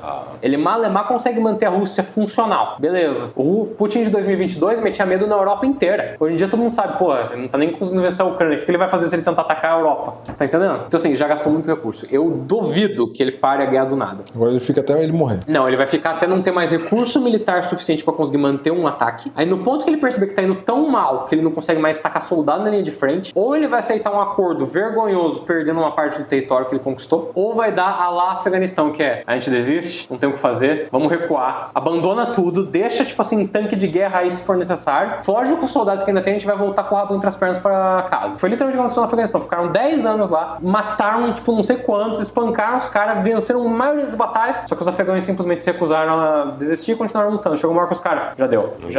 Tem inclusive um filme excelente que ele mostra um grupo de tanque russo, tipo soviético, que era na época soviética, com um general que estava dentro desse tanque, liderando um grupo de 4 tanques. Ele se recusa a fugir durante o término da guerra, ele continua lutando, até o ponto que, tipo assim, ele perde inclusive um dos últimos helicópteros que leva o pessoal pra fora, e com os últimos tanques dele ele continua lutando até, tipo, quase todo mundo morrer. Então, tipo assim, é mais ou menos isso. Os caras continuam insistindo até um ponto que chega lá e diz, não dá mais, a gente não tem grana pra financiar mais, que vai acontecer isso primeiro. Eles vão perder o dinheiro pra financiamento da guerra antes de acabar o número de soldados. Que assim, você pode continuar uma guerra enquanto você tiver gente pra atacar na linha de frente. Mas quando acabou o dinheiro, não tem mais dinheiro pra munição, não tem mais dinheiro pra arma, não tem mais dinheiro pra você levar o soldado pontual. E eu preciso ressaltar, você sabe o tamanho da Rússia. Sim, é o maior território, né? Pegar um soldado da Sibéria e levar ele pra Ucrânia é pior do que pegar alguém, tipo, do ponto de lá do Chuí, no Rio Grande do Sul, pra levar até o Amapá. Então assim, você tá entendendo a dificuldade que é pra você conseguir levar do ponto A ao ponto B. Atravessando gelo, né? Gelo, intempéries, fazem montanhas, quase tudo com trem. montes rurais, né? Então assim, é uma merda pra eles terem que, tipo, fazer mantenimento dos soldados. Então, volto a dizer, vai acabar a grana deles antes e isso vai ser provavelmente o motivo que vai acabar com a guerra. Eu duvido que por conta própria, só pela generosidade do coração dele, ele decida não. Já foi o suficiente.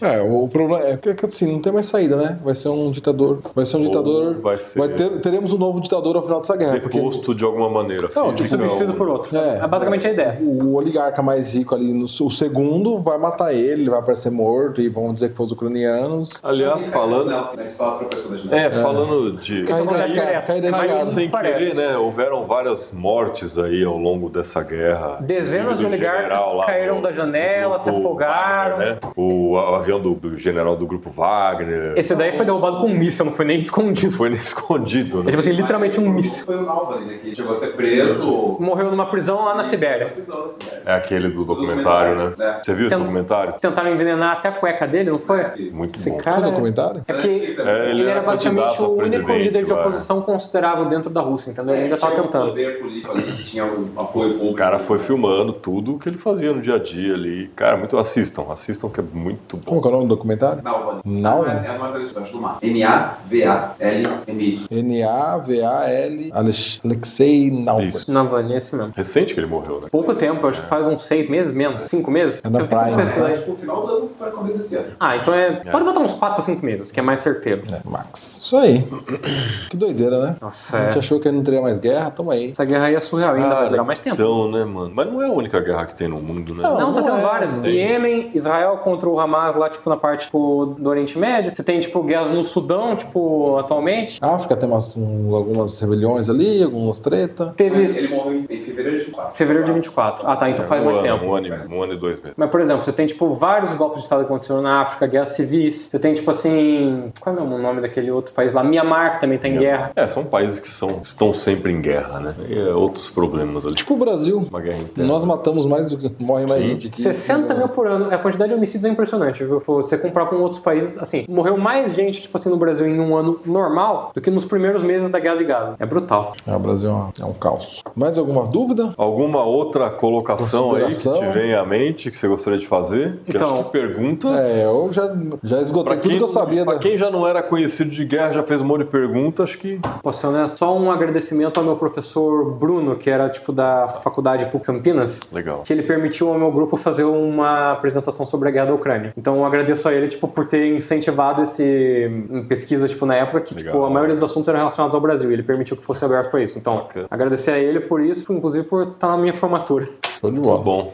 Parabéns. Henrique Delfini, o Bená já foi? Bená já foi? Agradeço Nunca a sua presença aí, cara. Bacana E eu agradeço papo. vocês por me permitirem vir aqui hoje. Obrigado, Henrique. Não imaginei que ia aprender tanto sobre isso, né? Fazer os paralelos aqui com mercado, investimentos, negócios, né? Você aí que tá do outro lado aí também, deixa seu comentário aí de algum trecho aqui que você viu, o que você relaciona com a sua vida de negócios aí, porque tem muito insight. No final, o mercado, ele aprende... Muita coisa do mercado hoje é com as estratégias de guerra, né? Aquele livro Arte da Guerra foi adaptado, sei lá, quantas vezes já para negócio. Então, deixa aí seu comentário sobre um trechinho aí, o que você acha em relação com o seu trabalho. É isso aí. Não esquece do Café Govone. VF Móveis, para deixar o seu ambiente corporativo mais confortável. E Sabrina Scarpari, quando o assunto é storytelling. Henrique, muito obrigado. Obrigado. Parabéns aí por todo o conhecimento que você compartilhou com a gente, foi muito bacana. É isso aí. Semana que vem tem mais? Semana que vem tem mais. Não tenho certeza, hein? Valeu. Não tenho certeza, não sei.